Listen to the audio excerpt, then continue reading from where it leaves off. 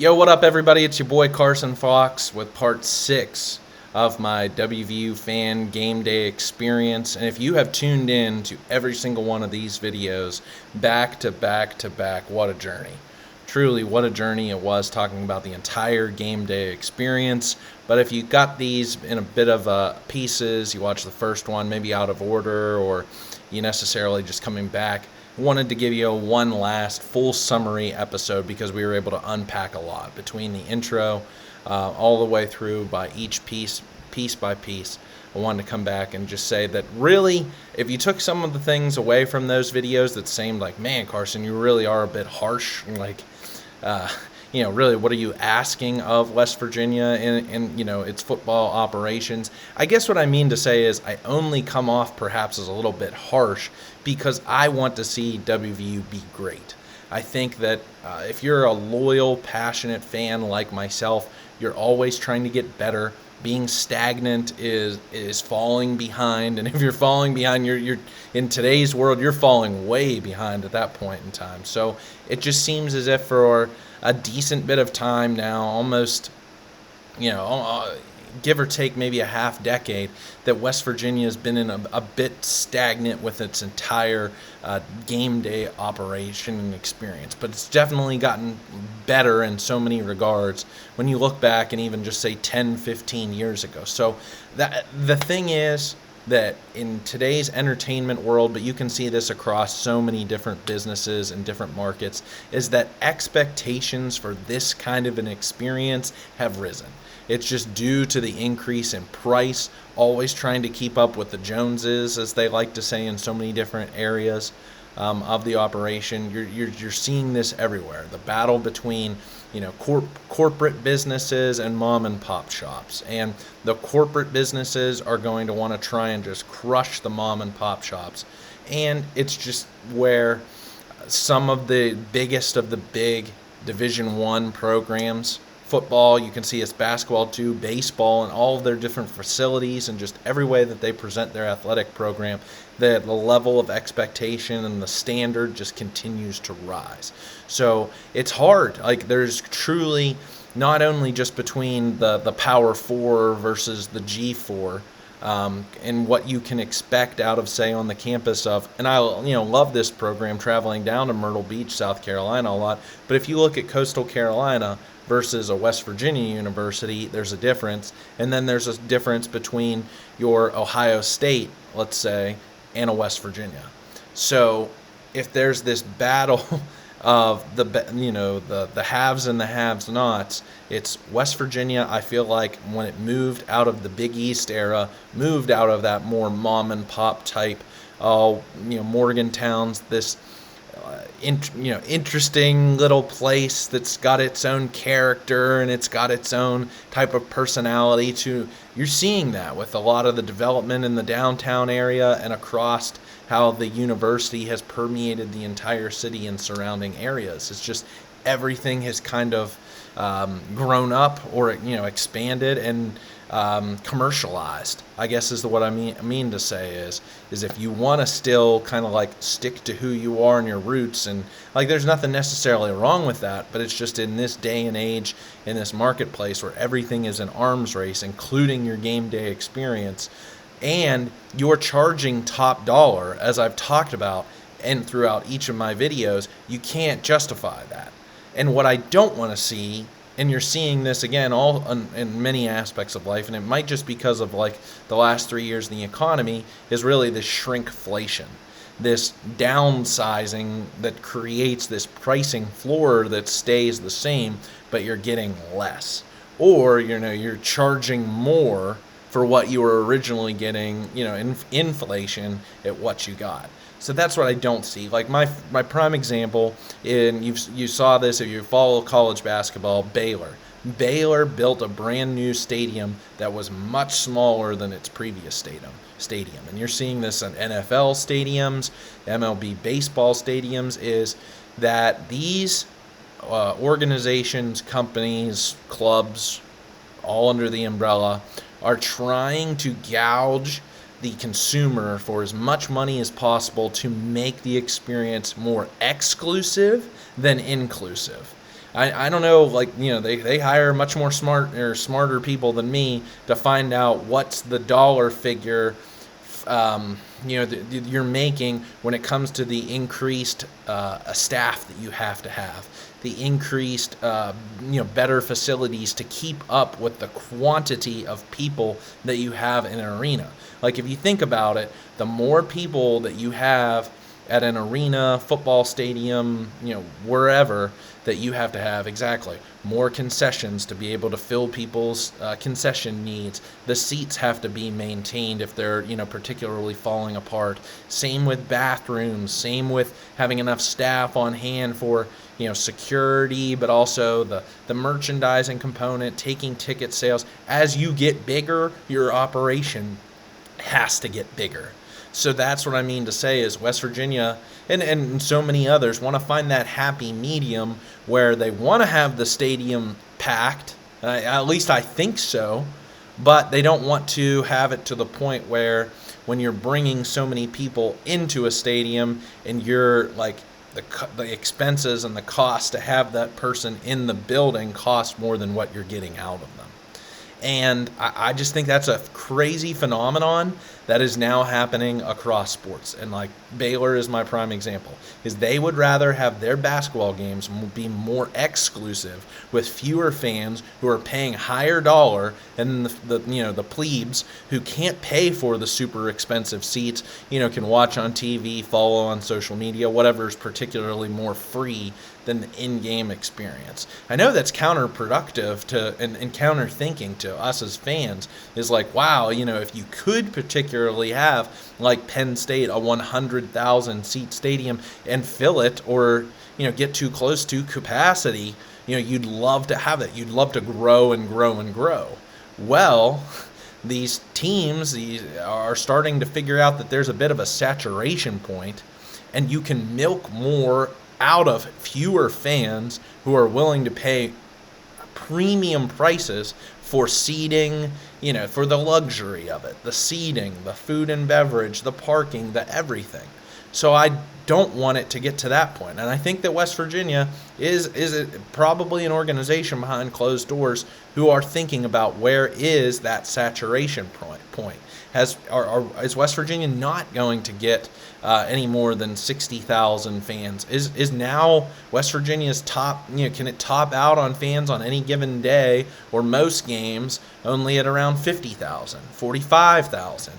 I don't know. And like, can they, if they raise the prices higher on those 45,000, can they make more than having 60,000 and say 15,000 come in at such a cheap ticket? But if they're paying $15 or $20 to get into a ticket, they use the restroom, that because of the increased number of stadium, you have to hire more staff, which has its cost. You get where I'm going with this? There is some economics to this, and it's a very crafty thing.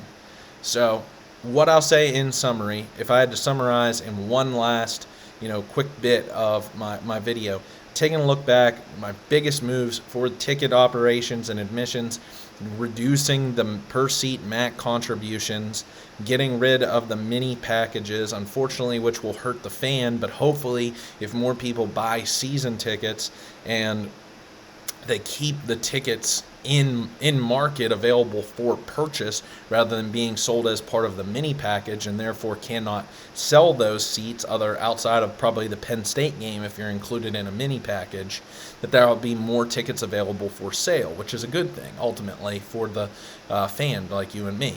Creating a tiered system for ticket sales in the upper deck to sell those seats that aren't going sold, and that's what I'm talking about is, so right now, Milan Puskar Stadium can sell 60,000 seats.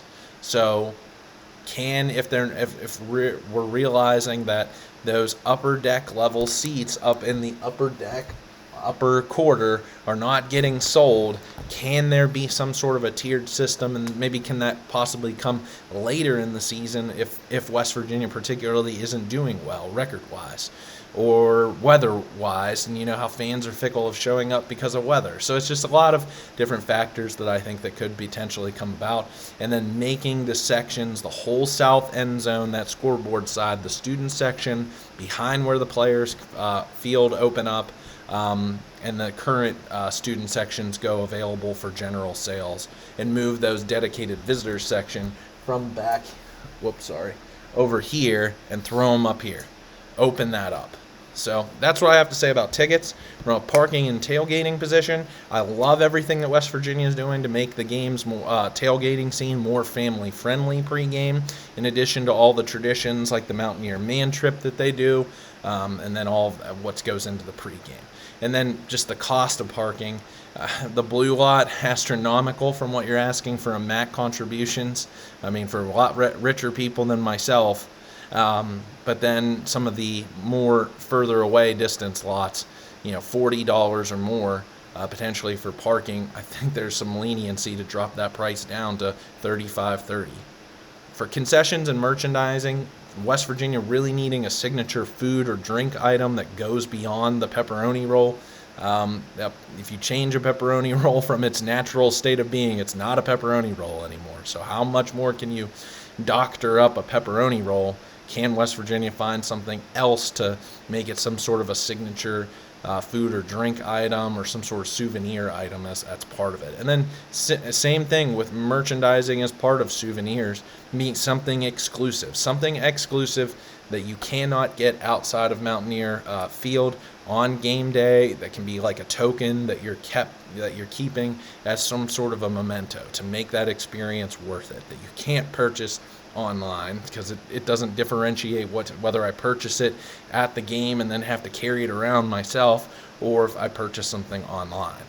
And then for the in-game experience, rounding this out, even really the pre-game as is, the warm-up, I don't think necessarily that needs to change whatsoever. I think that's fine. The band coming out does a tremendous job, the pride of West Virginia, but something more to the team whenever they come out onto the field right prior to kickoff.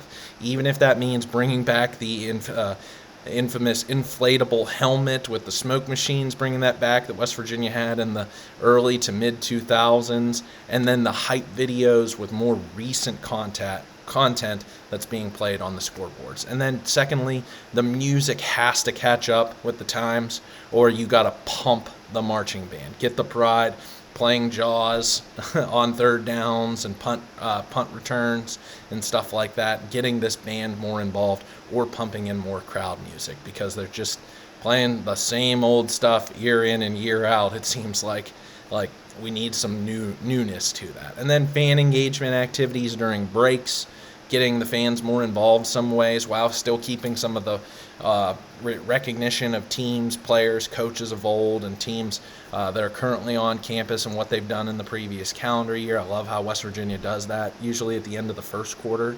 And then a fourth quarter pump-up song.